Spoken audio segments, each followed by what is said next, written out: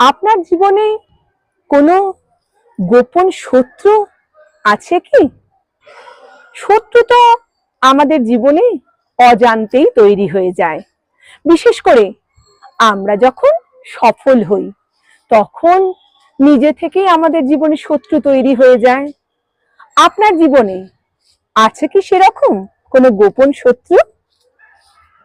আচ্ছা, গোপন শত্রু হলে চিনবেনই বা কি করে, তাই না? আমি বলে দিচ্ছি, গোপন শত্রু চেনার তিনটে টিপস।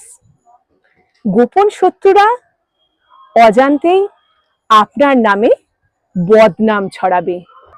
আপনার সাফল্যে তারা খুশি না হয়ে মনে মনে দুঃখ পাবে আর মুখও বেজার করে থাকবে।